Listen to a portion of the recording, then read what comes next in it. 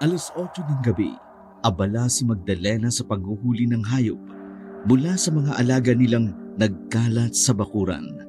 Kapag nakahuli ay agad niyang dinadala ang mga ito sa loob ng bodega na yari sa matitibay na kahoy. Nasa likod ng bahay ang bodegang ipinatayo nila. Ginawa niya itong imbakan ng kung ano-anong lumang gamit. Nakatali ang mga paa ng hayop para hindi ito makatakas. Matapos niyang ilapag sa lupa ang isang barakong baboy na nakatali ang mga paa at nguso, napatingin siya sa isang haligi ng bodega. Nasa gitna ng kubo ang haliging ito mula sa katawan ng malaking puno. Pinasadya nilang ibaon ang kahoy na yun sa lupa ng may kalaliman upang maging matibay at hindi basta-basta mabubunot. Nakatali sa haliging yun ang isang matandang babae. Tanging ang 2 kamay lang ng matanda ang hindi nakatali upang malayang maigalaw ang mga ito. Mahaba ang kulot na buhok ng matanda na halos tumakip na sa mukha nito. Gula-gulanit ang suot nitong damit. Garalgal ang boses ng matanda at bawat pagsasalita ay may kasamang pag-angil.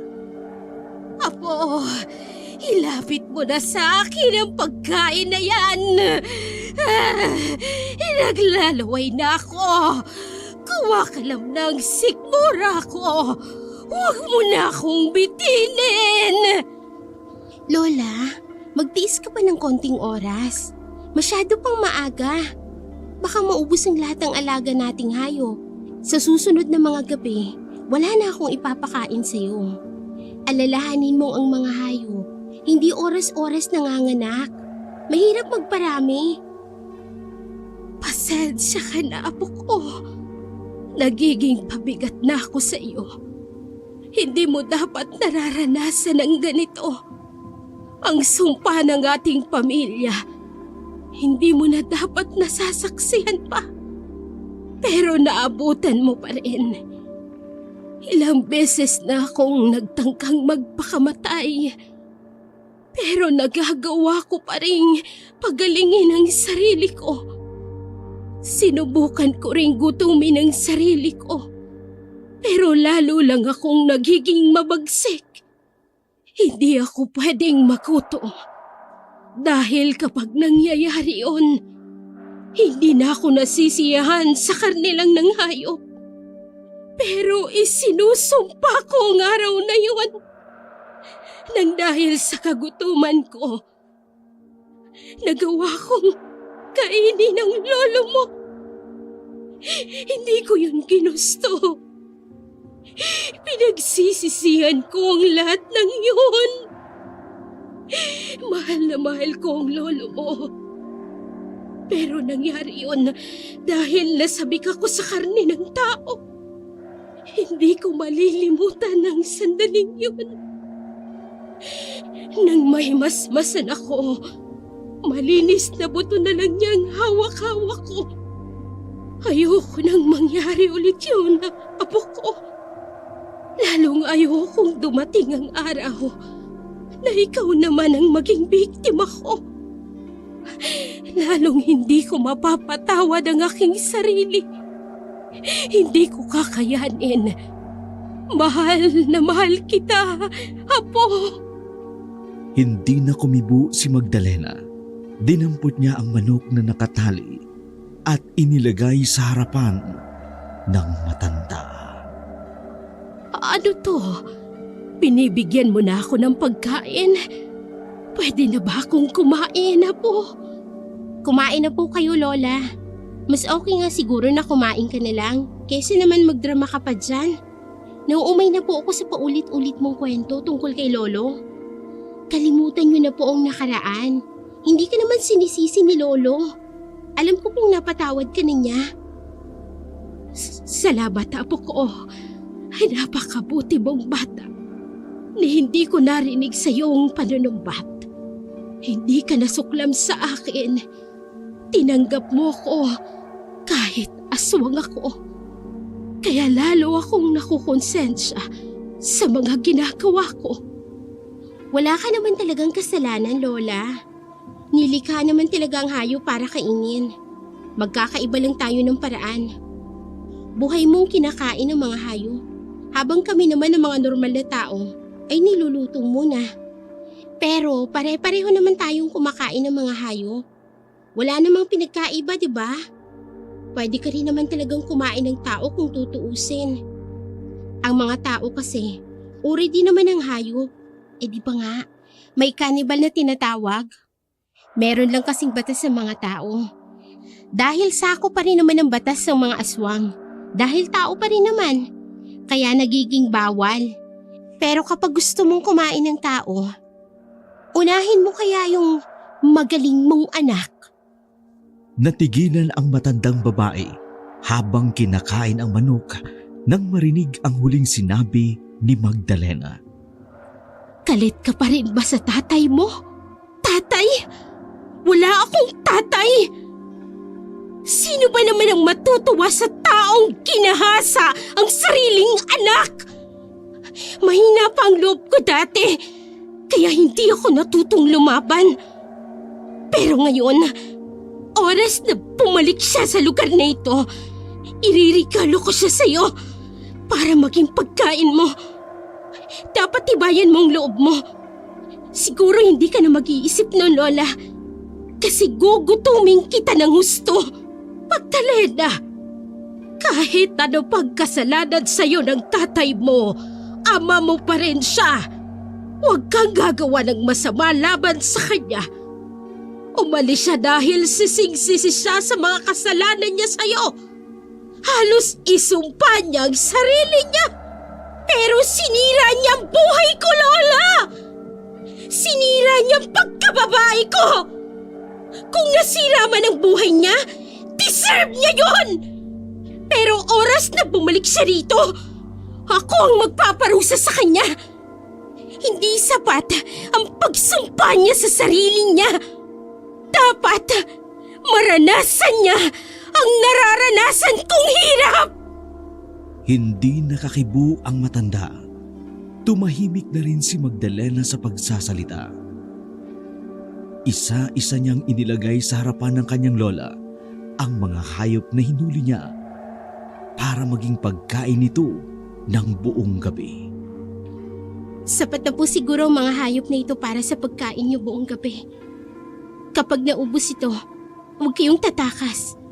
Matatapos din naman ang kagutuman niyo kapag sumikat na ang araw. Patutulog na po ako. Hindi na nilingon ni Magdalena ang kanyang lola hanggang sa lumabas siya ng bodega.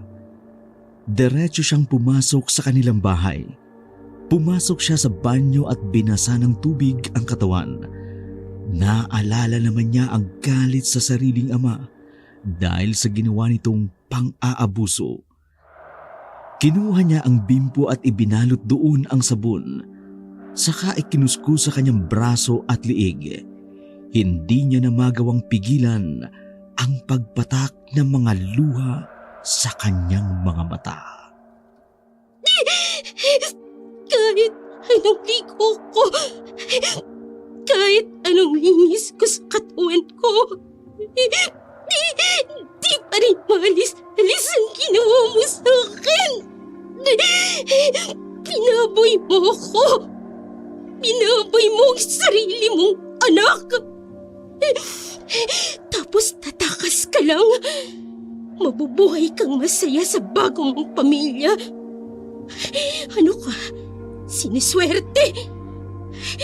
Darating ang araw. Babalik ka rin. Ipaparanas ko sa iyo ang nararanasan ko ngayon. Kinasusuklaman kita. Sa dami ng lalaki. Ikaw pa talaga. Walang iyo ka. Tinigilan na lang ni Magdalena ang pananakit sa sarili nang makitang namumula na ang kanyang mga balat. Tinapos niya ang paliligo at saka natulog. Kinabukasan, nagising siya dahil naririnig niya ang mga nagwawalis sa bakuran Dali-dali siyang lumabas ng kwarto at sumilip sa bintana. Nakita niya ang kanyang lola na masiglang winawalis ang mga tuyong dahon. Napakunot ang kanyang noo at nag-isip. Pagkatapos ay bumaba siya ng bahay para kausapin ang matanda. Tumakas ka kagabi? Natigilan ang matanda at pautal-utal na sumagot. Ay, kukuan. Kasi umaga na. Kinalagan ko na ang sarili ko kanina. Medyo kasi tumataghali na ako. Naisip kong baka napasarap ang tulog mo. Ayaw na kitang istorbohin, apo. Hindi na sumagot si Magdalena. Sa halip ay pinuntahan niya ang mga alagang hayop. Binilang niya isa-isa ang mga ito. Sumunod naman ang matanda sa kanya. Kahit wala pang sinasabi ang dalaga, nagpaliwanag na ang matanda. 2 lang ang ibinawas ko, apo. Bilog ang buwan kagabi. Alam mo naman kapag bilog ang buwan, malakas akong magutom. 2 lang? 2 malaking baboy, Lola. Yung mga inahin pa talagang kinain mo? Yung isa doon buntis! Paano kung 10 anak nun? Di 12 lahat ng nakain mong pasobra. Paano dadami ang alaga natin kung kumakain ka ng sobra? Mag-diet ka naman. 4 lang naman ang biik sa loob ng tiyanong buntis na baboy, apo. Huwag ka nang magalit sa lola. Magsisipag naman ako. Pakakainin ko sila ng madami para maging malusog. Ay naku, Lola, sumasakit ang ulo ko sa'yo. Wala ka na ngang ibang pinapakiramdaman kundi yung tiyan mo. Hayaan niyo na nga po. Wala na rin naman tayong magagawa kung nasa tiyan mo na yung mga baboy. Kahit naman po ipaluwa ko pa yan sa inyo, wala na, hindi na yan mabubuhay. Ang mahalaga, hindi ka ho ng biktima ng tao kagabi. Dahinto ang pagtatalo ng dalawa nang marinig ang pagtawag ng isang lalaking paparating. Malayo pa lang ito, isinisigaw na ang pangalan ni Magdalena. Ay si Peter yun, apo. Harapin mo na. Ay mabait ang batang yun. Palagi mo na lang pinagtataguan o di kaya'y sinusungitan. Huwag kang mag-alala sa akin. Iboto ako sa kanya. Sabihin mo po umalis ako. Ayaw ko po siyang kausapin. Pare-pareho lang naman ang mga lalaki. Katawan lang ang habol nila sa babae. Ay, hindi ganon. Magkakaiba sila. Ang lolo mo nga ay sobrang maginoo. At saka... Hindi na natapos ng matanda ang sinasabi dahil wala na sa tabi niya si Magdalena. Siya na lang ang humarap sa binatang si Peter. Nang makalapit ito, ay... Nako, apo! May toyo na naman si Magda ngayon. Ay balik ka na lang sa susunod na araw. Pasensya ka na, ha? Naku, wala po yun, Lola. Dumaan lang po ako kasi gusto ko sanang ibigay sa kanya itong mga prutas. Galing po ako sa pwesto ni Mama sa palengke. Nakita ko marami siyang bagong dating na prutas kaya nagdala ako. Pakibigay na lang po sa kanya. Napakabait mo talaga, Peter. Huwag mo sanang pagsasawaan na suyuin ang apo ko, ha? Darating ang araw, lalambot din ang puso niya para sa'yo. Naku po, Lola, kahit hindi niyo naman po sabihin sa akin yan. Magtsatsaga ho talaga ako hanggang sa makuha ko yung matamis na oo ni Magdalena. Natural lang naman po na maging masungit at mailap siya. Ang ganda-ganda niya pa naman. Kung mabait po siya at paniwalain, baka kung sino-sino ang lalaking dumaan sa buhay niya. Kaya, napakaswerte ko po talaga. Dinaan na lang ng dalawa sa biruan at tawanan ang usapan. Inaya ng matanda si Peter sa terasa upang doon ay makapag-usap sila. Maalagain ang binata, kaya tuwang-tuwa ang matanda sa kanya.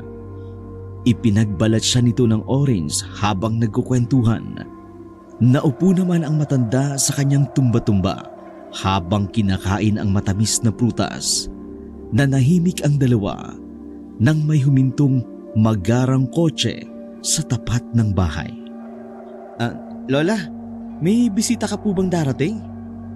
Parang kilala ko ang kotse na yun eh. Hindi ko sila iniimbitahan dito. Ano kayang sadya ni Julio? Yun, sabi ko na nga ba, kilala ko ang kotse na yan. Sabi ko na, kotse ng matapobreng mayaman dito sa atin. Ay, ano kaya kailangan niya? Titig na titig ang dalawa sa magarang kotse hanggang sa lumabas na ng sasakyan ang may-ari nitong si Don Julio. Diretsyong naglakad papasok ng bakuran ang lalaki at walang kaabog-abog na kinausap ang matanda nang makalapit ito. Kumusta, Lola Zenaida? Maayos pa ba ang pagtira mo rito sa maliit at lumang barong-barong? Mukhang wala ka na talagang pera, no? Hindi mo na nagagawang papinturahan ang bahay mo. Tignan mo, kinakain na ng mga lumot ang dingding. Hindi mo ba alam na nakakapresko ang mga lumot? Pinapalamig nito ang temperatura sa loob ng bahay. Saka pinatitibay nito ang simento. Tignan mo, ang tagal na ng bahay ko na ito. Pero hindi pa rin nagigiba kahit pa may malakas na bagyo. Ano nga palang sadya mo, Don Julio? Para namang hindi mo alam ang ipinunta ko dito. Minsan lang akong dumalaw kapag may nakalimot na. Kukumustahin ko lang naman ang napag-usapan natin tungkol sa utang ng pamilya mo. Kailan ka ba magbabayad uli? Nasa iyo na ang kalahati ng lupain ko. Ang mga ani naman mula sa mga pananim sa natira kong lupa. Sa natitira kong lupa ay may porsyento ka rin. Hindi ba ang usapan natin ay ganoon lamang? Ano't naparito ka at naniningil? Oo nga pala. Hindi ako nakadaan dito ng isang araw. Kaya hindi ko nasabi sa'yo. Na-compute ko na ang lahat ng dapat mong pagbayaran. Napaisip lang ako kung makapagbabayad ka pa ba ng pagkakautang. Matanda ka na. Tingnan mo ang itsura mo. Payat na at uugod-ugod. Kung hindi dahil sa inuupuan mong tumba-tumba, baka tuluyan ka nang natumba sa lupa. Mukhang isang bulate na lang ang kailangang pumirma kay kamatayan para sunduin ka niya. Paano kung bukas ay makipagkasundo na kay kamatayan ang bulating yun? Aba, maiiwan ang utang mo. Sino ang magbabayad sa akin? Wala naman ang anak mong magaling na si Dante. Kaya naisip ko, para matapos na ang problema nating dalawa, ibigay mo na sa akin ang natitira mo pang lupain. Tapos kalilimutan ko na ang pagkakautang mo. Ano? Ay, hindi ako papayag sa ganon. Makapagbabayad ako, pero hindi mo pwedeng kunin ang natitira kong ari-arian. Para yun sa nag-iisa kong apo. Dahil sa kasakiman ng ugali ng mayamang lalaki, ay hindi na napigilan pa ni Peter ang sumabat sa usapan ng dalawa. Napakasama naman ninyo. Nagbabayad naman sila ng napagkasunduan ninyo ah. Eh bakit kailangan nyo maggipit ng ganyan? Oh, nandito pala ang anak na nagtitinda ng mga prutas. Mukhang hindi ka naturuan ng magandang asal ang nanay mo. Di ba niya nasabi na masama ang sumabat sa usapan ng iba? Bueno, kung hindi mo naiintindihan ang sinabi ko kanina, uulitin ko. Ang pagpapasya ko ay para din naman sa kanila. Para makapagbayad sila ng pagkakautang. Bilang pakonsuelo, hindi ko na isasama pa ang lupang kinatitirika ng bahay na ito. Para naman may maiwan pa rin sa kanila. O di ba? Mabuting tao na ako noon. O saan ka pa, Peter? Nagpapakita na ako ng awa.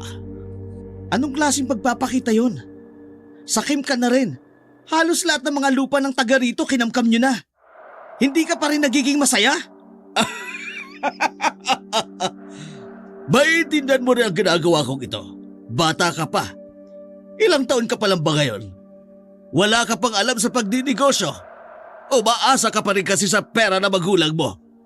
Balang araw, magiging subdivision ang buong lugar na ito. Ang mga bukid at taniman ay magiging magarang mga bahay na yan. Ibenta nyo na rin ang mga lupa nyo. Kasi kailangan ko ito. Kung ganun din lang naman, bakit hindi pa ngayon para mapakinabangan agad ang pera? Kagaya ni Tandang Sinaida, mamamatay na lang siya, pero hindi pa nakararanas sa magarang buhay. Hey! Habang nag-uusap sila, sumagad naman ang galit ni Magdalena. Nasa kwarto siya, pero dinig na dinig niya ang usapan ng mga ito. Lumabas siya para sumabat sa kanilang usapan. Hindi ba?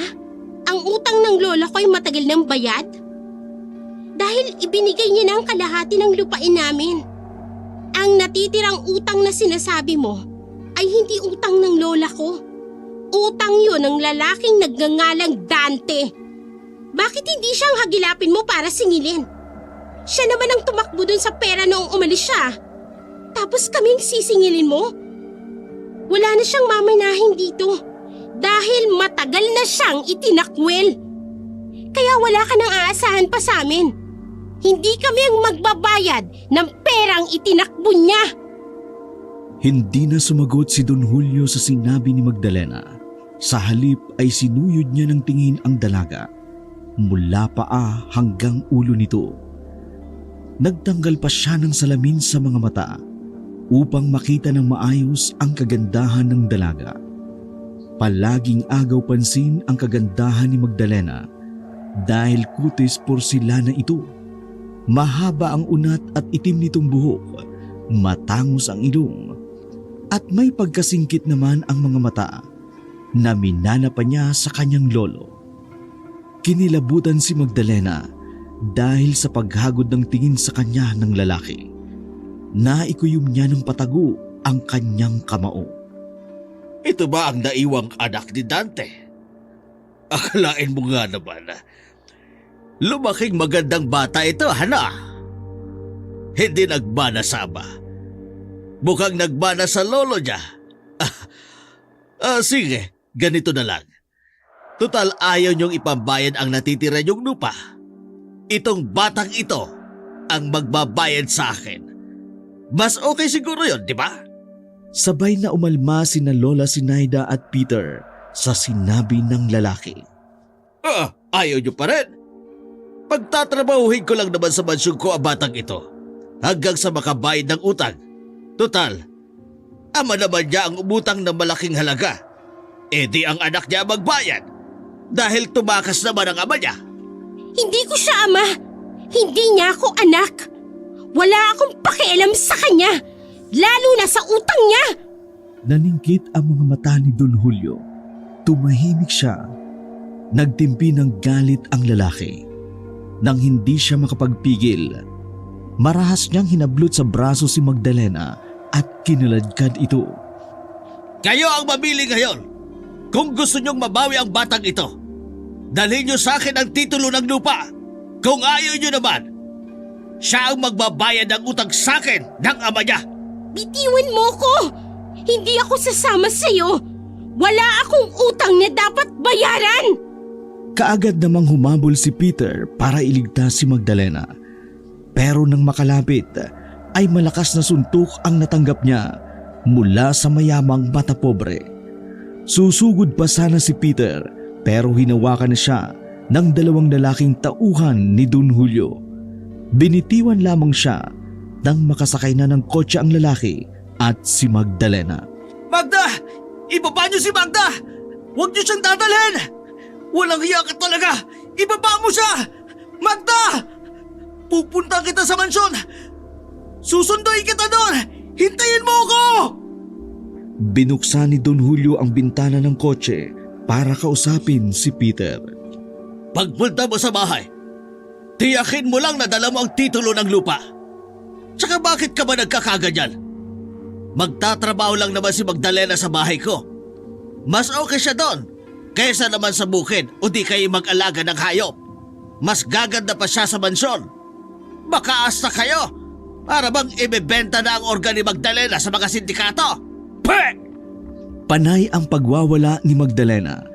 Nagpupumili siyang lumabas ng sasakyan dahil sa inis ni Don Julio Sinigawan siya nito dahilan ng kanyang pananahimik. Tumigil ka nga!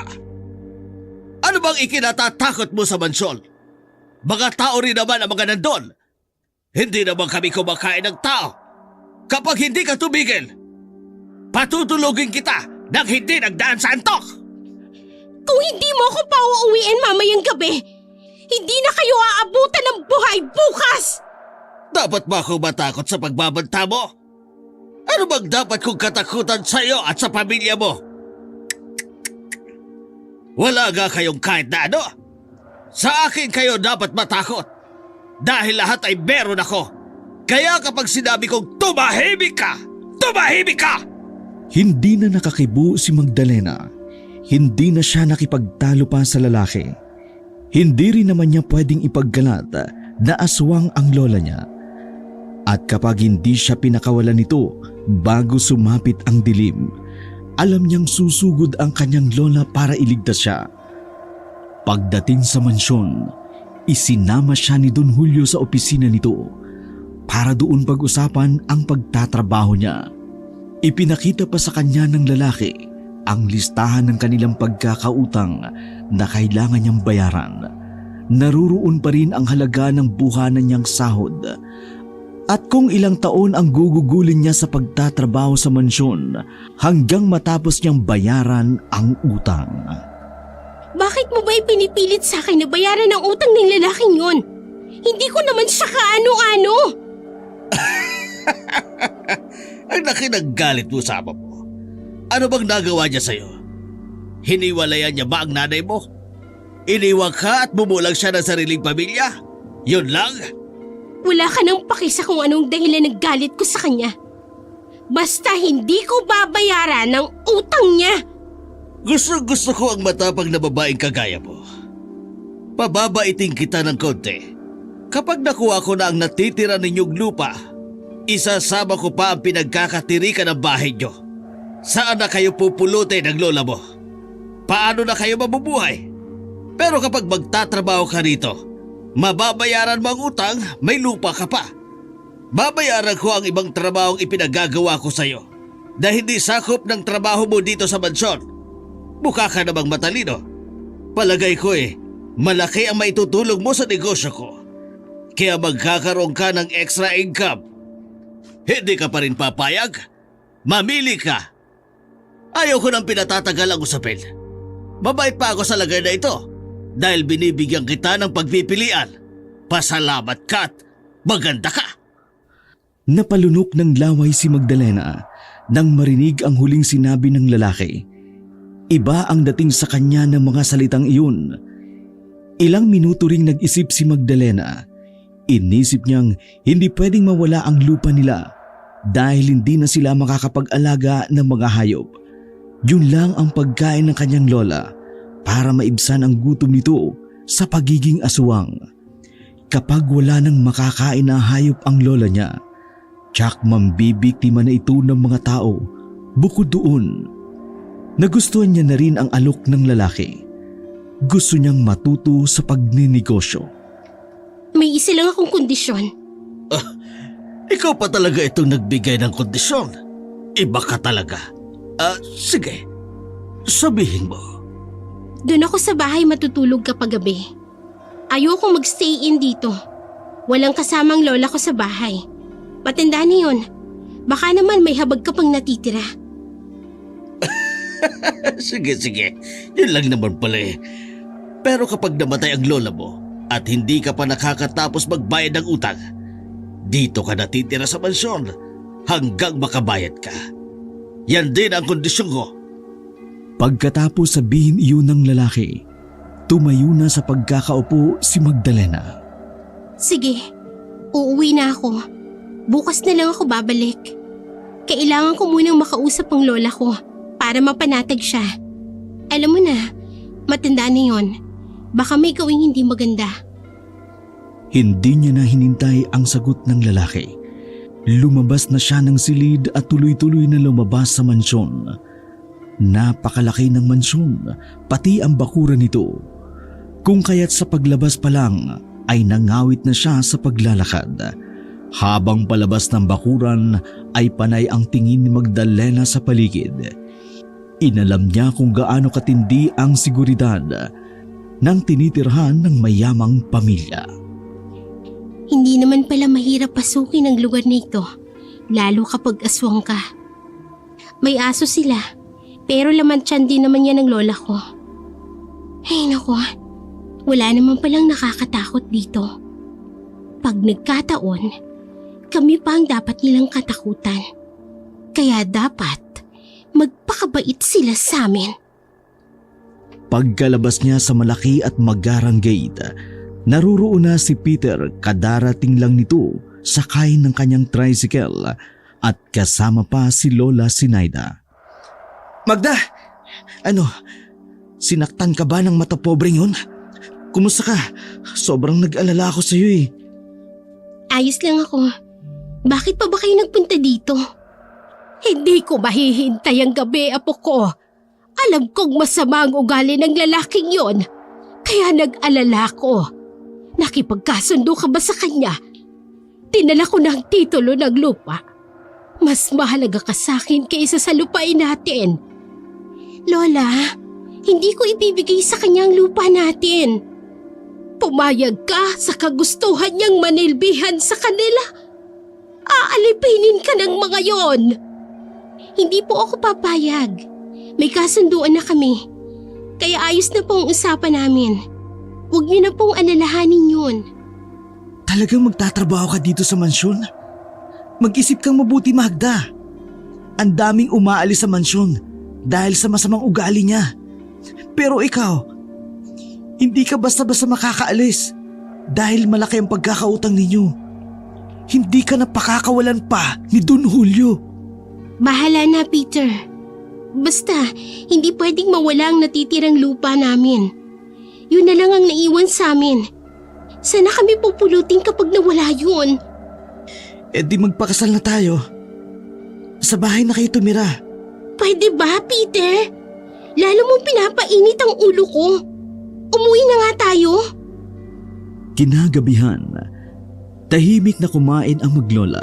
Nasa magkabilang dulo sila ng mahabang lamesa. Sinadya nilang maglayo dahil magkaiba ang kinakain nila.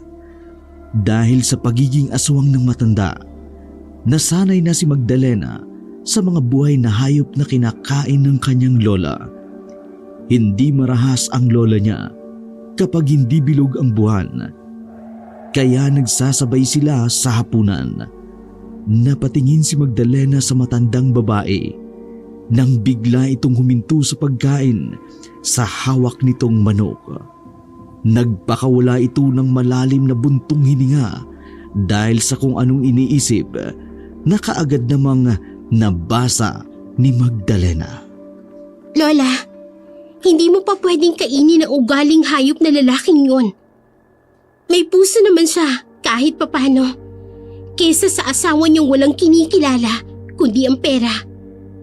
Kapag namatay si Don Julio, mas lalo tayong gigipitin ng asawa niya. Hindi yun nagbibigay ng mga kondisyon at pangalawang pagkakataon. Kapag nakapagbayad na tayo sa kanila, hahayaan na kitang malamnan ng karni ng tao ang sikmura mo. Subukan lang nilang apihin ka sa mansyon. May kalalagyan sila sa akin. Kapag nandoon ka po, wag na wag kang maglilihim sa akin. Hindi ako papayag na masaktan ka doon. Kaya ko po ang sarili ko, Lola. Huwag ka pong mag-alala. Kinabukasan, nang magsimula na si Magdalena sa pagtatrabaho sa mansyon, naging maayos naman ang unang araw niya doon. Dahil palaging wala doon ang kanilang amo, madalas mag-out of town ang mga ito dahil sa negosyo. Mahilig ding mamasyal sa ibang bansa ang asawa ni Don Julio, kaya mas nagiging amo pa ang mayordoma. Ang mga anak naman ng mag-asawa ay palaging tumatambay sa bahay ng kanilang mga kaibigan. Paminsan-minsan ay nagsasama ang mga ito ng mga kaibigan sa mansyon. Pero mas madalas pa rin ang gumala. Nasa ibang bansa si Doña Claridad ng ilang linggo. Mula nang umalis ito ay napansin ni Magdalena ang pagbabago sa kilos ni Don Julio. Hindi na ito gaanong umaalis sa bahay at panay na lang ang tawag sa telepono. Sa mga transaksyong ginagawa nito sa negosyo, isang tanghali, sinabihan si Magdalena ng kasama niyang kasambahay na pinapupunta raw siya ni Don Julio sa opisina nito. Malakas ang kabog ng dibdib ni Magdalena nang magtungo ito sa opisina. Kumatok siya ng ilang beses bago pumasok. May kausap pa sa telepono ang lalaki nang maabutan niya ito, pero sinenyasan niya ito na maupo sa upuan sa harap ng kanyang lamesa. Naghintay siya roon hanggang sa matapos sa pakikipag-usap ang lalaki. Natatandaan mo ba ang sinabi ko sa iyong extra income? Bungad na tanong ng lalaki sa kanya. Tinanguan niya lamang ito. Nakalib ang sekretarya ko. Di niya nagagawa ang iniutos ko sa kanya. Kaya ikaw ang paggagawin ko naman ngayon. Ano po yun? Madali ka naman pumick up, di ba? Dalhin mo ang envelope na ito sa nakalagay na address. Pagkatapos ay may ibibigay siyang box sa iyo. Dalhin mo sa akin, pero hindi dito. May pupuntahan kasi ako meeting.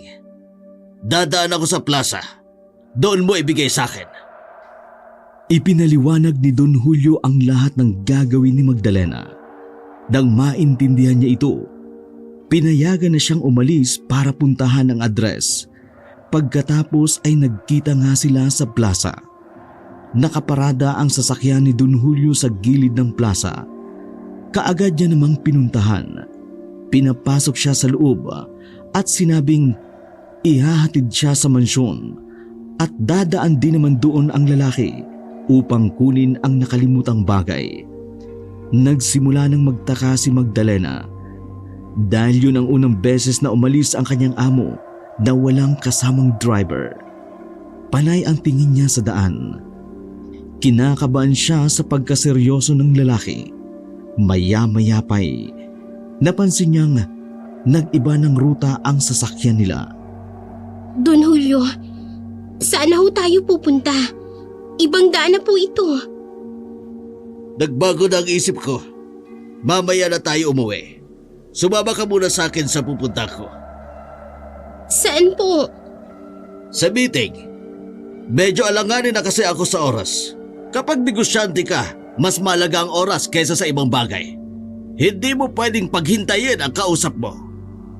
Panay ang sulyap ni Magdalena sa rear view mirror ng sasakyan para makita ang mukha ng lalaki. Nakaupo siya sa likuran at tanging nakikita niya lang ay ang malikot na mga kamay ng lalaki. Tila hindi ito mapakali, dahilan para balutin ng kaba si Magdalena. Nang makita niya ang mukha ng lalaki sa salamin, doon niya na lamang hinahagod na pala siya nito ng tingin. Pakiramdam niya, hinuhubaran siya ng tingin ng kanyang amo. Umiwas siya ng tingin para maibsan ang kaba. Pero lalong lumala nang makita niyang hindi na kalsada ang tinatahak na daan ng kanilang sasakyan. Pumasok na sila sa magubat na lugar. Kinausap niya ang lalaki at hindi siya nagpakita ng takot at kaba. Don Julio, dito ba talagang meeting place nyo? Mukhang naliligaw na tayo. Ibalik nyo na lang po ang sasakyan. O kaya naman, ibaba nyo na po ako. Kayo na lang po ang tumuloy sa meeting. Uuwi na lang po ako. Kaya ko pang lakarin ng daan pabalik. Hindi na kumibo pa ang lalaki na mas lalong ikinabahala ni Magda. Kinapa niya na ang maliit na kutsilyong itinatago niya sa kanyang bulsa. Palagi niya itong dala-dala kahit saan man siya magpunta. Hinawakan niya iyon ng maigpit. Inihanda ang sarili sa pagtatanggol nito mula sa kung anumang masamang balak ng kanyang amo. Matapos ang ilan pang sandali, inihinto na ni Don Julio ang sasakyan. May titingnan lang ako rito. Samahan mo muna ako. May ipakikita ako sa'yo. Kailan lang kasi ay nabili ko ang lupa na ito. Bala kong ipagawang resort. Ano sa tingin mo? Hindi na sumagot si Magdalena. Mabilis niyang hinawakan ang pinto ng sasakyan. Pilit niya itong binubuksan para makalabas. Pero hindi niya na nagawa pa dahil nakalak na ang mga iyon. Buksan mo itong pinto! Uuwi na ako! Huwag kang bastos! Pag-uusapan natin kung paano ka makakabayad sa utang ninyo ng mabilis. Ayaw mo ba? Nakaisip na ako ng paraan. Di bali nang magbayad ako ng habang buhay. Kaysa sa mabilisang hindi ko naman gugustuhin. Pababain mo na ako dito. Buksan mo ang pinto! Sige! Sa labas tayo mag-usap kung ganon! Naunang bumaba ang lalaki sa sasakyan. Sinundan pa ni Magdalena ang tingin kung ano ang gagawin nito. Nang makita niyang papalapit na ito sa kanyang pwesto, inunahan niya na ito. Mabilis siyang lumabas ng sasakyan at binalak na tumakbo para makalayo. Pero kaagad na nahawakan ng lalaki ang mahaba niyang buhok. Hinablot siya nito at marahas na isinandal sa sasakyan. Nagwawala si Magdalena habang nagsisisigaw ng tulong. Inilabas niya na rin ang kutsilyo. Itinusok sa lalaki. Pero tinawanan lamang siya nito. Malakas din si Don Julio. Nagawa nitong agyawin ang patalim kay Magdalena. Saka itinapon sa malayo. Pag-usapan natin ng mabilis na paraan ang pagbabayad mo ng utang. Aarti ka pa? Dapat ka nakikiusap ka. Maganda ka. Sayang ang ganda mo kung hindi mo lang naman pakikinabangan. Sumigaw ka hanggat gusto mo. Pag-aari ko ang lugar na ito, walang makaririnig sa'yo. Bitiwan mo ako! Hayop ka! Wala kang makukuha sa akin! Bitiwan mo ako! Nakipaglaban si Magda sa lalaki. Pero dahil malakas ito sa kanya, nagawa nitong kunin ang gusto niya. Paulit-ulit siya nitong hinalay hanggang mapagod ang lalaki. Hindi na nakagalaw si Magdalena mula sa pagkakaratay niya sa lupang ginagapang ng maliit na damo. Panay ang tulo ng luha niya. Pero galit lang ang natira niyang emosyon ng mga sandaling iyon. Naramdaman niya ang pagbagsak ng damit niya sa kanyang katawan nang ihagis ito ni Don Julio. Magbihis ka. Tapos pag-uusapan natin ang kabawasan sa utang mo. Mas mapapabilis ang pagbabayad mo ng utang kapag hindi ka nanlaban. O hindi ba mas okay yun? At kapag natuwa ako sa'yo, baka bigyan pa kita ng reward. Kaya sa susunod, magiging mabait ka lang, ha? Pero mas gusto ko rin naman yung nanlalaban. Bakit nga pala nang laban ka? Hindi ka naman pala berhen. Sinong nakauna sa'yo? Yung Peter na yun? Ha? Lalong nagdilim ang paningin ni Magdalena sa lalaki.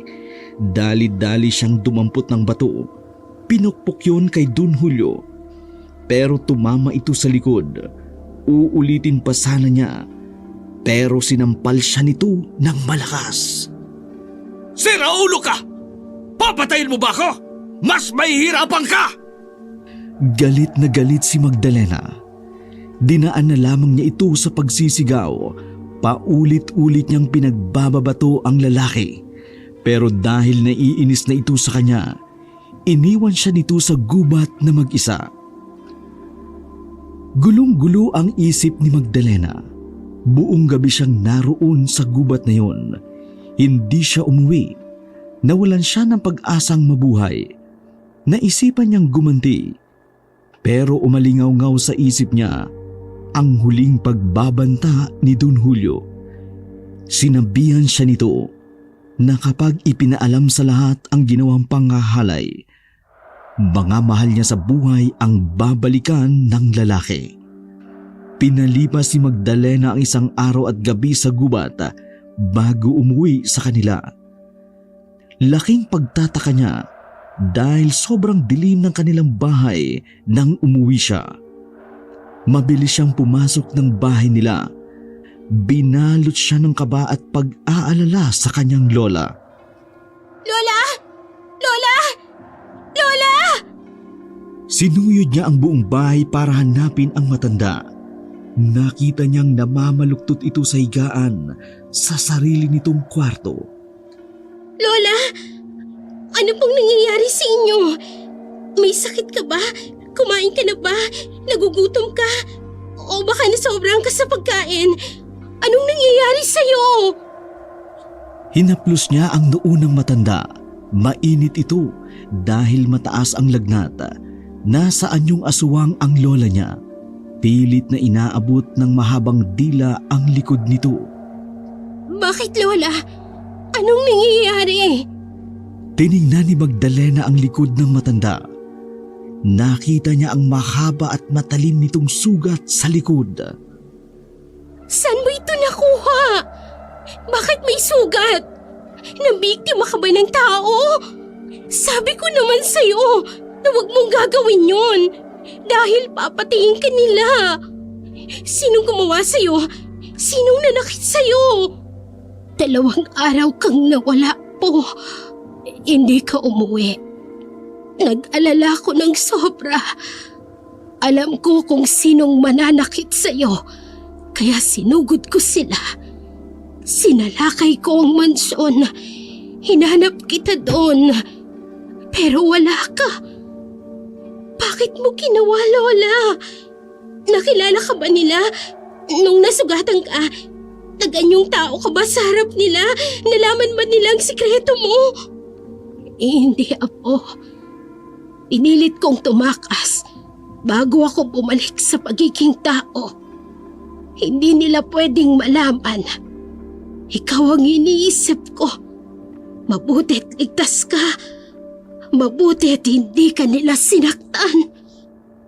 Tumulo na ang luha ni Magda nang sabihin iyon ng matanda. Hindi niya magawang sabihin sa kanyang lola ang nangyari sa kanya dahil alam niyang maghihiganti uli ito.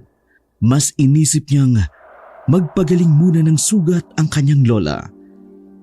Ilang araw nang hindi bumalik si Magdalena sa mansyon kung kaya't nagpadala na si Don Julio ng tao para sunduin siya.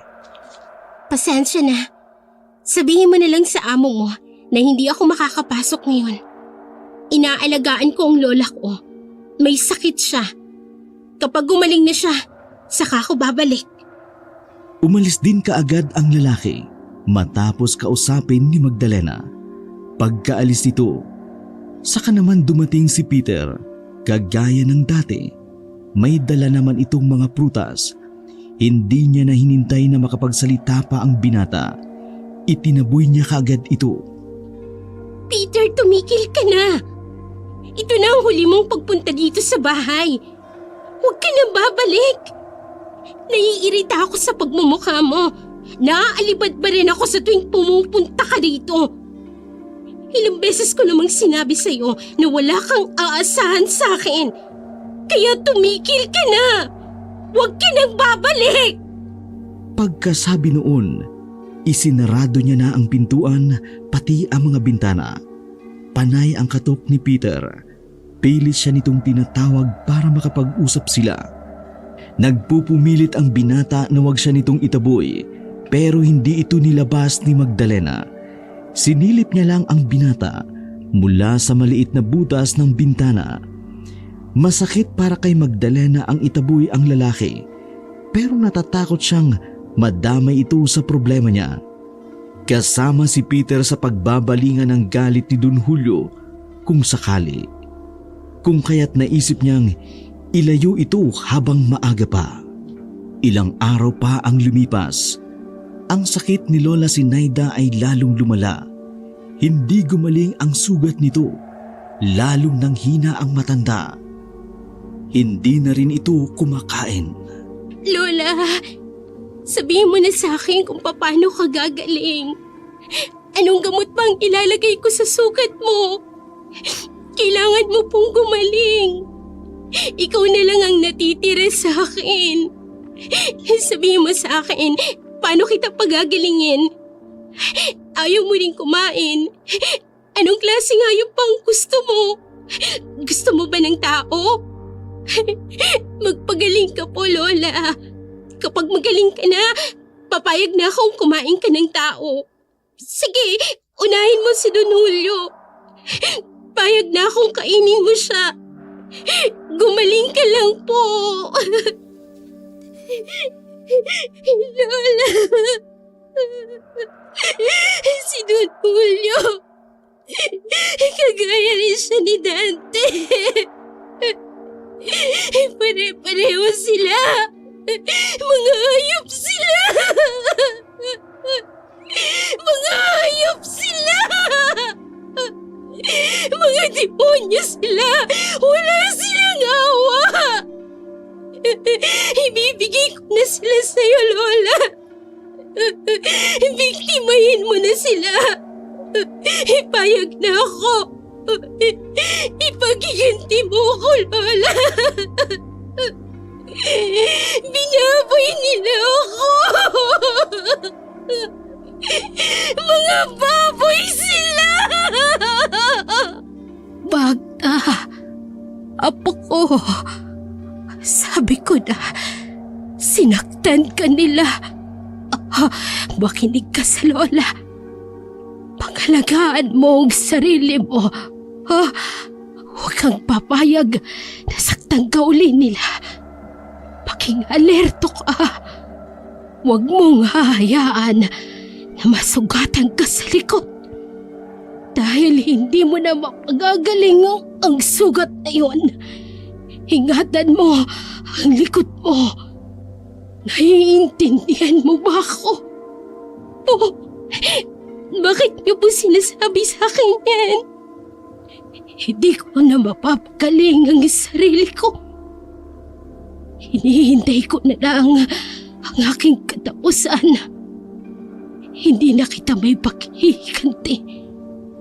Pero ikaw, magagawa mong kumante. Ipaghiganti mo ang ginawa nila sa'yo.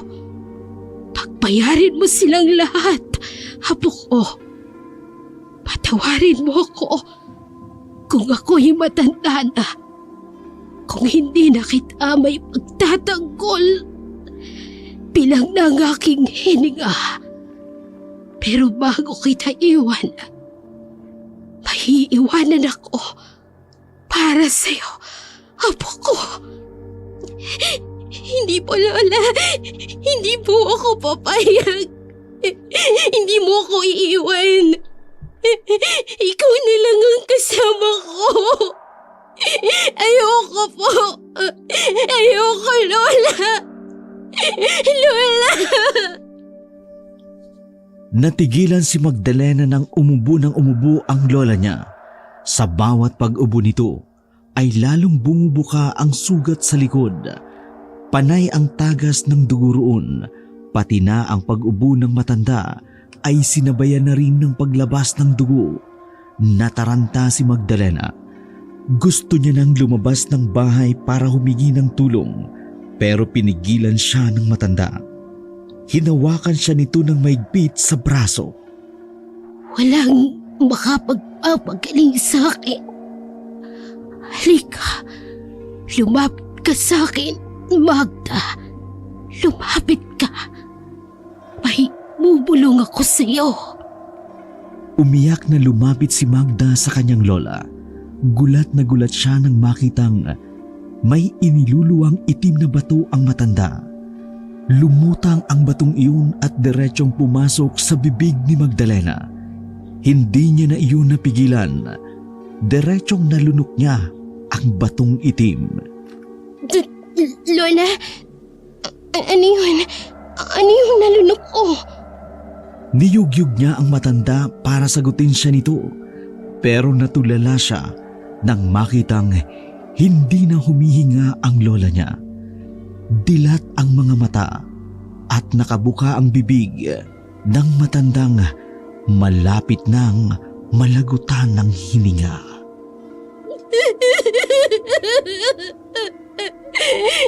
Lola! Lola! Pumalahaw si Magdalena habang niyayakap ang walang buhay ng katawan ng matanda. Dahil sa pagsigaw niya, nagpumilit namang pumasok sa bahay si Peter na hindi pa rin umaalis. Natulala ang binata nang makita niya ang sitwasyon. Hindi na siya nagdalawang isip na tulungan ang dalawa dahil halos wala na sa sarili si Magdalena. Si Peter ang nag-asikaso ng lahat hanggang sa mailibing ang matanda. Ilang araw na ang lumipas matapos mailibing si Lola Sinaida. Nakaalalay pa rin si Peter kay Magda kahit anong taboy ni Magdalena sa binata. Hindi pa rin ito umaalis sa kanyang tabi.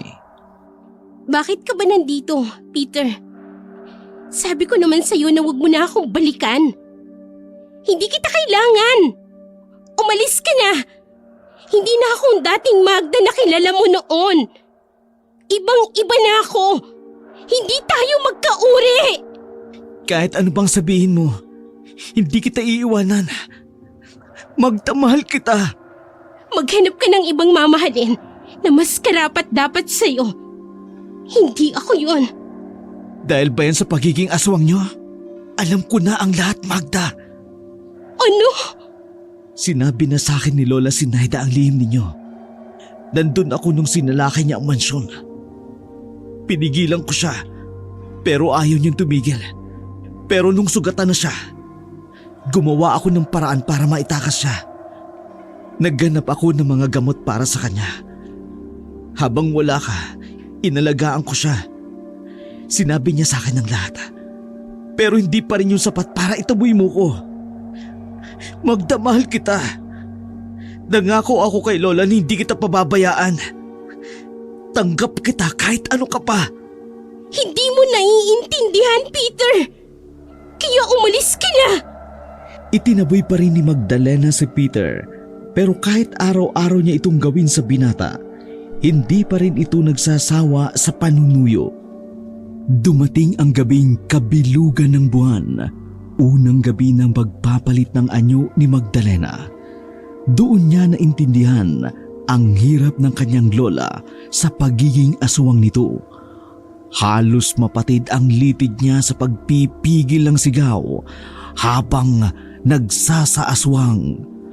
Nang tuluyan na siyang maging aswang, kaagad siyang tumakbo sa mga alaga nilang hayop para maibsan ang hapdi ng kanyang sikmura. Habang kumakain ng buhay na hayop, naisip niya si Don Julio at ang kahayupang ginawa nito sa kanya. Humanda ka, Don Julio. Oras na ng aking paniningil. Sa akin ka naman matatakot ngayon. Ipararanas ko sa'yo ang matinding bangungot na kahit gising ka, mararanasan mong matakot. Ikaw naman ang makatitikim ng galit ko! Nagbalik na sa mansyon si Magdalena. May dala siyang 3 buhay na manok. Kaagad niyang pinuntahan si Don Julio sa opisina nito. Don Julio, pasensya na po kayo kung ngayon lang ako nakabalik. Tinapos ko po muna ang aking pagluluksa. May dala akong manok para po pakonsuelo sa araw na hindi ko pagpasok sa trabaho. Akala ko nga hindi ka nababalik eh. Mabutit na isipan mong bumalik dito. Nakapag-isip-isip ka na ba ng mabuti sa mga iniaalok ko sa'yo kung paano mapapadali ang pagbabayad mo ng utang? Opo, naisip ko pong tama po kayo. Gusto ko rin makabayad ng mabilis. Ganyan. Dapat nga yung ganyang mindset. Dapat iniisip mo ang future mo. Huwag yung puro ka na lang drama. Hindi naman yan makakatulong sa pag-asenso mo. Isipin mo na lang kung paano ka makakaahon ngayong wala na ang lola mo. Mag-isa ka na lang sa buhay. Wala ka ng ibang magiging sandalan kundi ako. Bakit ka nga pala nagdala ng manok? Marami akong manok sa farm. Hindi bali, hayaan mo na. Ipadadala ko na lang yan sa farm mamaya. Kukulangin po kasi ang mga alaga niyong hayop kung sakasakali. Kukulangin? Kalokohan! Sumilay ang nakatatakot ng ngiti ni Magdalena dahil sa kanyang naiisip. Alam niyang hindi maiintindihan ni Don Julio ang kanyang binabalak, pero hindi pa man naisa sa katuparan, nag-uumapaw na ang tuwa sa kanya. Nabaling ang atensyon nila sa pintuan nang bigla itong magbukas. Pumasok sa opisina ang asawa ni Don Julio na si Doña Claridad. Julio, nabalitaan mo na ba ang nangyari sa farm? Bakit? Anong nangyari? Nilusob daw ng mababangis na hayop, sabi ng mga tauhan natin. Maraming namatay sa mga alaga natin. Wala nang mga bitukang mga hayop na natagpuan nila. Ano ba namang kamalasan yan? Karamihan sa biktima ay mga 45 days na manok. Kailangan pa naman nating magdala ng mga supply sa binabagsakan natin ng manok. Paano na yan? Gawan mo ng paraan, Julio! Natigilan sa pagsasalita ang ginang nang matuon ang paningin niya kay Magdalena. Sino naman ito? Anong ginagawa niya sa opisina mo? Saka bakit niya dinala dito sa loob ang maruming manok na yan? Siya si Magda, apo ni Sinaida.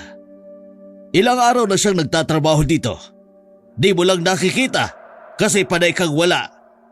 Huwag mo nang problemahin ang farm. Pupuntahan ko mamaya.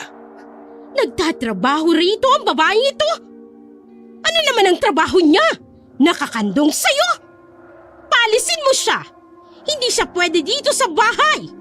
Kung magtatrabaho siya, bagay siya doon sa farm. Kasama ng mga hayop doon. Hindi ka pwedeng tanggap ng kung sino-sino na wala akong alam. Pinag-usapan na natin yan dati pa, Julio. Oo na, bunganga mo. Halika na. Magda, dalhin natin sa farm ang dala mong manok. Nakipagtitigan ng malalim si Magda sa asawa ni Don Julio bago niya iniwan ang opisina. Nanlaki ang mga mata ng babae dahil sa pagkainis sa kanya.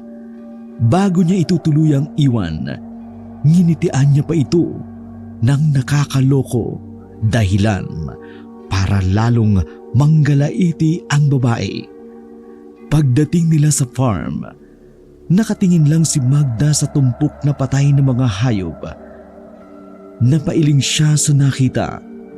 Halos kasing taas niya ang tumpok na yun. Napabuntong hininga lamang siya pagkatapos ay nakapagsalita ng mahina. Hindi ko alam na ganyang karami ang nakain ko kagabi. Masyado pala akong nagutom. Hindi naman ganun kasarap ang mga alaga nila. Pero naparami pa rin ako ng kain. Sa susunod, titikman ko naman ang mga baka nila. Napalingon siya kay Don Julio nang lumakas ang boses nito dahil sinasabon sa galit ang mga tauhan niya. Sinisisi nito ang mga tauhan dahil sa kapabayaan sa trabaho. Pinagmasdan niya lang ang lalaki hanggang matapos sa paninermon. Maya-maya, bumalik na uli ito sa sasakyan. Pagkalapit nito, iniabot niya ang dala niyang manok. Ano yan? Bakit sa akin mo ibinibigay? Iabot mo doon sa mga tauhan ko! Regalo ko. Pasimulan mo ng bagong alaga. Pares naman ito. Kaya dadami sila. Lalong nainis ang lalaki. Nagsindi ito ng sigarilyo. Sumandal na rin muna sa sasakyan habang sunod-sunod na nagbubuga ng usok.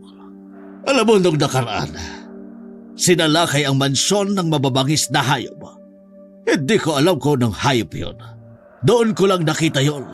Palagay ko'y hindi yun basta hayop lang. Iniisip kong baka aswang yun. Baka aswang din ang sumalakay sa mga hayop sa farm. Dapat yung mahuli. Baka maubos ang mga alaga namin. Naniniwala ka sa aswang? Kwentong barbero lang yun ah. Bata ka pa kasi noong naglipa na sila. Iwan mo na yung manok mo. bumalik na tayo sa mansyon. Mag-iisip ako ng patibong para mahuli ang aswang na yan. Babalik na agad sa mansyon? Ayaw mo bang magpalamig ng ulo? Kahit sandali lang. Tiningnan pa ni Magdalena nang mapang-akit na tingin ang lalaki na kaagad naman itong nakuha ang gustong iparating. Sumilay ang malapad na ngiti ni Don Julio. Ilang araw kang nawala. Pero ibang-iba ka ngayon na. Pinahahaga mo ako. Marunong ka magtanggal ng init ng ulo ko ngayon. Gusto ko yan. Sige, dumaan muna tayo sa malamig na lugar. Sumama si Magdalena kay Don Julio bilang parte ng kanyang plano.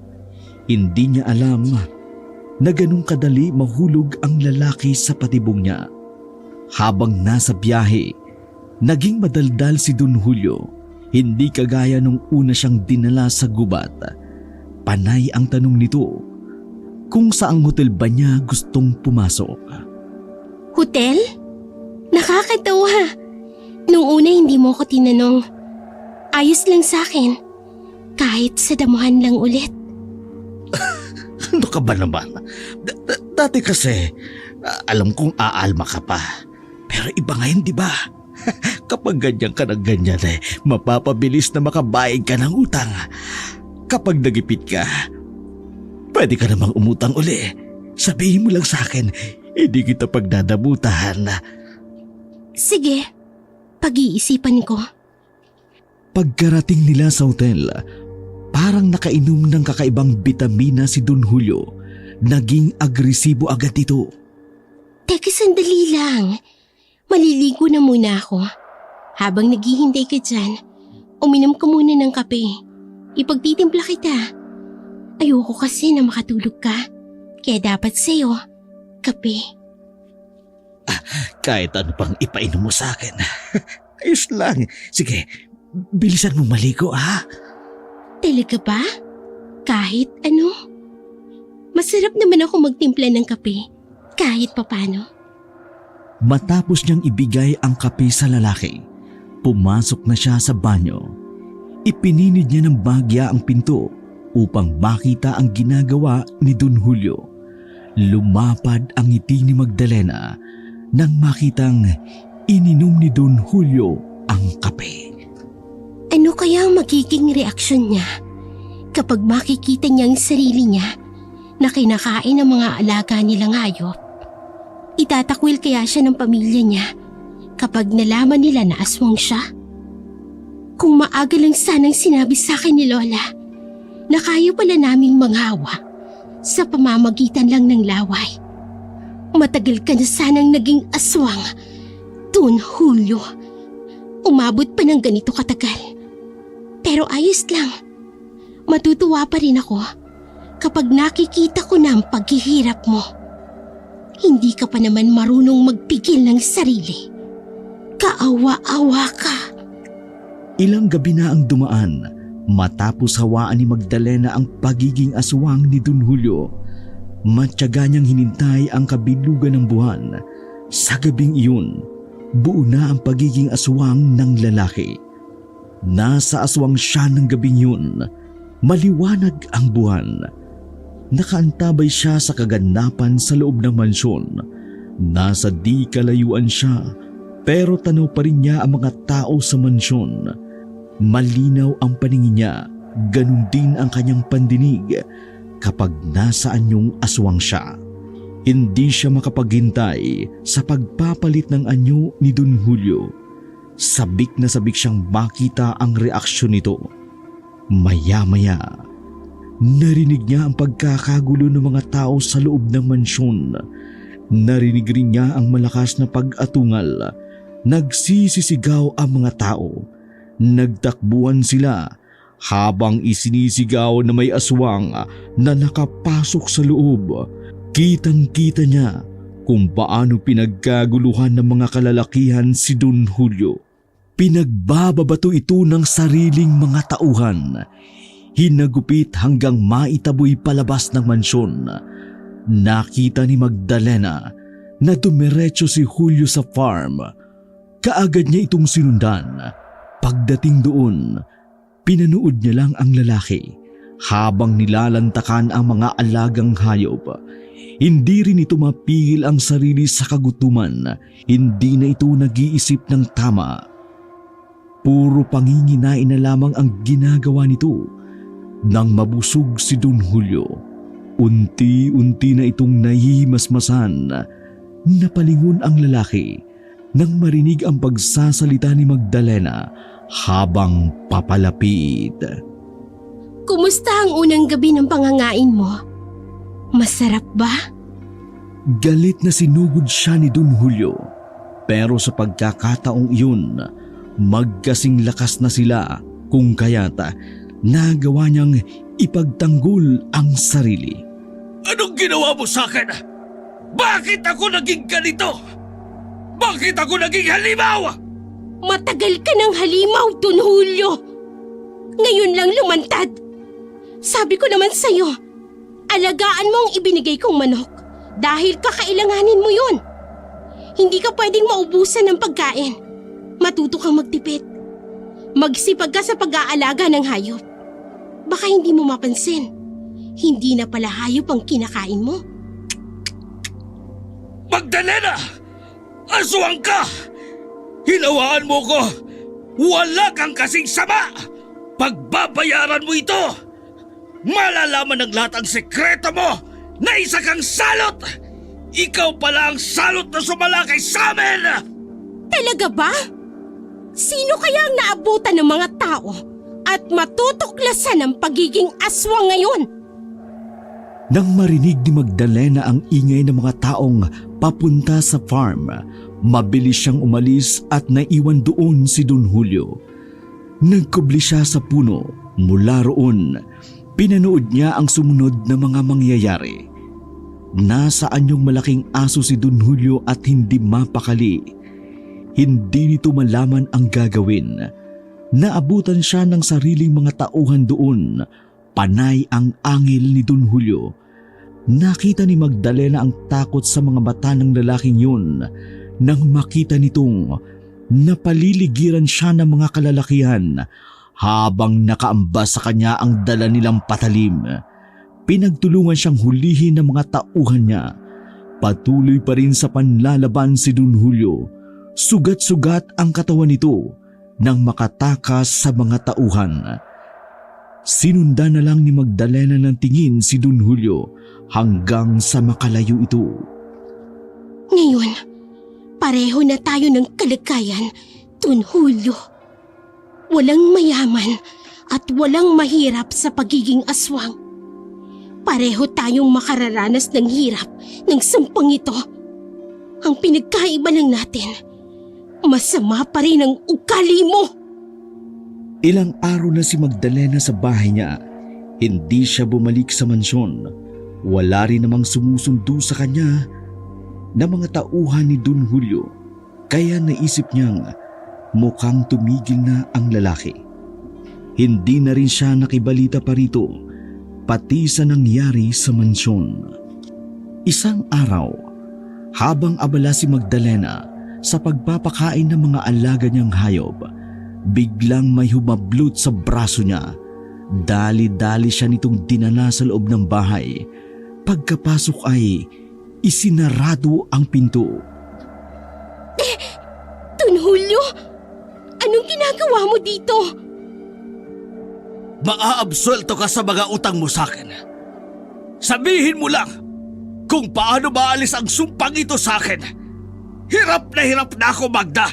Ayoko ng ganito. Alisin mo ang pagiging aswang ko. Wala na yung pag-asang maalis. Dala mo na yan hanggang sa kamatayan mo. Tanggapin mo na lang. Dapat lang din naman na mangyari yan sa'yo. Bagay sa ugali at kahayupan mo. Malakas na sampal ang natamo ni Magdalena mula kay Don Julio. Pagkatapos ay sinuntok pa siya nito sa sikmura, dahilan para bumagsak siya sa sahig. Biglang nagbago ang kulay ng mata ni Magdalena dahil sa galit sa lalaki. Sabay silang nagpalit ng anyo. Mula sa pagiging tao, naging mabangis na aso. Naglaban ang dalawa at walang nagpapatalo. Nagkasira-sira ang mga gamit sa loob ng bahay. Pati na ang bintana ay nasira na rin. Natigilan ang dalawa nang makitang may nakatingin sa kanila. Mabilis silang nagtago at nagpalit ng anyo. Bumalik sila sa anyong tao. Bisit! Nakita pa ako ni Edna! Akala ko'y nakadayop na ang chismosang alalay ni Claridad! Tsak na magsusumbong yun sa amo niya! Hindi pa tayo tapos, Magda! Babalikan kita! Hindi ako titrigil hanggat hindi mo naalis ang sumpang ito sa akin! Pagkasabi niyon, umalis si Don Julio. Sinundan nito ang katulong na si Edna. Parang tanga din yun. Kung alam ko kung papaano aalisin ang pagiging aswang, uunahin ko ng sarili ko siyempre. Ano to? Ginusto ko?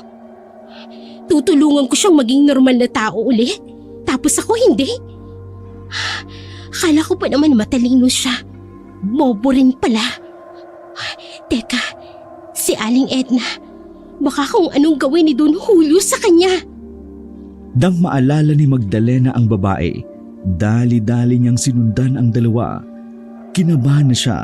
Baka hindi na makapag-isip ng tama si Don Julio at malapa na nito ang babae. Hinagilap niya ang dalawa at nakita niya silang naghahabulan sa gilid ng bukid. Nasa anyo ng malaking aso si Don Julio habang hinahabol si Aling Edna na panay ang sigaw ng tulong. Kaagad din nagpalit ng anyo si Magdalena sa pagiging aso. Mabilis niyang dinamba ang lalaki. Nag-angila na naman sila. Pilit na itinataboy ni Magdalena si Don Julio habang nagpupumilit ito na salakayin ang babae. Ay, sus ko! Anong klaseng mga hayop kayo? Ay, bakit nalilisik at namumula yung mga mata nyo? Ay, naglalaway pa kayo ng malapot? Ay, nauulol na yata kayo! Layuan nyo ako! Ay, huwag nyo akong lapitan! Ay, wala na talagang pinipili ang mga ligaw na hayop! Ay, kayo rin sigurong sumalakay dun sa bahay ni Magda! Ay, kitang-kita ko kayo! Kawawa naman yung babaeng yun! Baka pinatay nyo na siya! Kailangan kong makahingi ng tulong! Pilit na hinarangan ni Magdalena ang daan para hindi mahabol ni Don Julio ang babae. Nang makalayo na ang babae, saka bumalik sa pagiging tao ang dalawa. Buti hindi ako nakilala ng walang utak na babaeng yon. Dahil kung hindi, lalapain ko talaga siya. Bakit ba sunod siya ng sunod sa akin? Magda! Ipinagtanggol mo pa ang babaeng yon? Panigurado naman akong kapag nalaman niyang aswang ka, hindi rin yun magdadalawang isip na isuplong ka sa mga kababaryo natin. Sa huli, tayo pa rin ang dihado dito. Kasalanan mo ito. Kaya gumawa ka ng paraan para mawala ang sumpang ito! Ikaw na lang ang maghanap ng paraan para gumaling ka. Bahala ka sa buhay mo! Pagkasabi niyon, iniwan niya ang lalaki. Naglakad siya pauwi ng bahay. Nasa kalagitnaan na siya ng daan nang marinig niya si Peter na tinatawag siya. Napakunot naman ang noo niya. Magda! Hintayin mo naman ako! Saan ka ba galing? Papunta talaga ako sa bahay niyo. Dadalan sana kita ng prutas. Sabi kasi ng lola mo, paborito mo raw ang orange. Bagong dala ito sa tindahan namin mula pa sa Manila. Masarap ito. Matamis. Peter, hindi ka ba nagsasawa sa ginagawa mo? Ako kasi naiirita na talaga. Hindi ka ba natatakot sa akin? Alam mong aswang ako at hindi na ako gagaling. Buong buhay ko nang dala ito. Maghanap ka na lang ng ibang babae. Madami namang iba dyan. Pwede nga lang ibaling sa ibang nararamdaman ko eh. Bakit hindi? Kaya lang, alam mo kasi Magda, hindi naman talaga natuturuan ang puso eh. Sa ikaw ang mahal ko. Anong magagawa ko? Tsaka bakit naman ako matatakot sa'yo? Di ba nga nung buhay pa ang lola mo? Hindi ka rin naman natatakot sa kanya. Kahit alam mong aswang siya. Inalagaan mo siya. Ibinibigay mo ang pangangailangan niya. Tsaka kahit aswang si lola, hindi naman siya kumain ng tao, di ba? Tingnan mo nga. Buhay ka pa rin hanggang ngayon. Kaya bakit ako matatakot? Alam ko naman na hindi mo ko kakainin. Talaga ba? Paano kung kainin nga kita? Hindi ka pa rin matatakot? Paano ako matatakot kung kinakain mo na ako? Wala na akong alam dun. Kasi nasa tiyan mo na ako. Tsaka hindi ako naniniwala na magagawa mo yun. Bahala ka nga sa buhay mo. Magda, sige na. Huwag mo na akong itaboy. Tatanggapin ko naman lahat sa'yo eh. Kahit mag-anyong dragon ka pa, Magda. Ewan, bahala ka sa buhay mo. Ilang linggo pa ang lumipas, hindi pa rin nagsawa si Peter sa panunuyo kay Magdalena. Lalong dumalas ang pagpunta ng binata. At minsan, inabot pa ito ng gabi doon. May mga pagkakataong nasasaksihan ni Peter ang pagbabagong anyo ni Magdalena. Pati na ang panginginain nito ng mga buhay na hayop. Pati na ang pinakasukdulan sa pagiging aswang niya tuwing bilog ang buwan ay nasaksihan din ni Peter. Pero hindi siya nito iniwan. Awa naman ang naramdaman ni Peter sa kanya, bagay na ayaw ni Magda na ibigay sa kanya ng iba. Pero dahil sa kalagayan niya, lalo niyang naramdaman ang pagmamahal ni Peter sa kanya. Bakit ba ang kulit mo? Bakit ba ayaw mo akong tigilan? Hindi ako nararapat sa'yo, Peter. Piliin mo magkaroon ng normal na buhay. Please, huwag ako. Awa lang ang nararamdaman mo sa akin. Huwag mo akong kaawaan. Magda, mahal kita. Hindi kita kinakaawaan. Gusto talaga kita eh. Ikaw ang gusto ko makasama habang nabubuhay ako. Masama ba yun? Ngayon ganyan ang iniisip mo. Paano ang bukas? Anong bukas? Bukas, ikaw pa rin ang mamahalin ko. Pangako yun. Kung sakaling maging tayo, magkakaanak tayo, tapos ano? Magiging aswang din sila? Hindi pwede. Huwag na nating dagdagan ng lahing hindi pwedeng dumami. Kalimutan mo na ako. Umalis ka na, Peter! Kahit anong sabihin ni Magdalena, hindi pa rin niya magawang itaboy si Peter. Kaya nakaisip siya ng paraan para tumigil na ito. Nagsinungaling siya rito. Hindi na tayo pwede. Kasi may iba nang nakakuha sa akin. May relasyon kami ni Don Julio. Kaya palagi siyang pabalik-balik dito. Tama ka. Mag-isa na lang ako sa buhay. Kaya ginamit ko ang isip ko. Mas pinili ko yung taong may pera. Dahil mapapangalagaan niya ako. Mapoprotektahan niya ako. Pero ikaw, hindi mo yun magagawa sa akin. Madadamay ka lang sa sumpa ko. Pasensya ka na, Peter. Ano? Pumatol ka sa mata pobreng yun? Magda, naririnig mo ba ang sinasabi mo? May pera siya, Peter. Matatapatan mo bang kayamanan at impluensya niya? Diba hindi? Hindi na nakasagot pa si Peter sa kanya. Kitang-kita niya ang panlulumo nito habang umaatras paalis ng bahay. Pagkalabas ni Peter, kaagad niyang isinarado ang pinto, saka ibinuhos ang pag-iyak. Sorry, Peter. Sorry. Pero ayoko na talagang madamay ka pa sa lahat. Ayoko rin na ikaw ang umako sa kayupang ginawa sa akin ni Don Julio. Hindi mo pwedeng panagutan ang ginawa niya sa akin. Ako lang to. Ako lang ang mag-isa na dapat na magtaguyod dito. Hindi ka na dapat pa na madamay. Hawak ni Magda ang kanyang tiyan habang umiiyak. Pilit niyang itinatago ang ilang buwang pagdadalang tao na bunga ng pangahalay sa kanya ni Don Julio. Pero alam niyang paglipas ng buwan, hindi niya na magagawang itago pa ang lumalaking tiyan.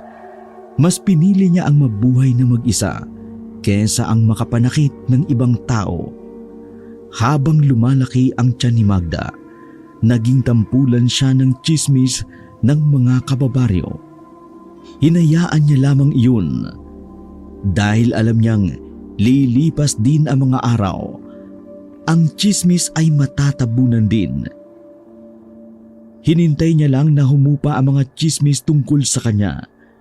Napalitan iyon ng kwento tungkol sa pambibiktima ng aswang sa kanilang lugar. Kumalat hanggang kabilang baryo ang pasaling-saling na kwento na may mga aswang daw na nambibiktima ng mga alagang hayop at tao. 8:00 ng gabi,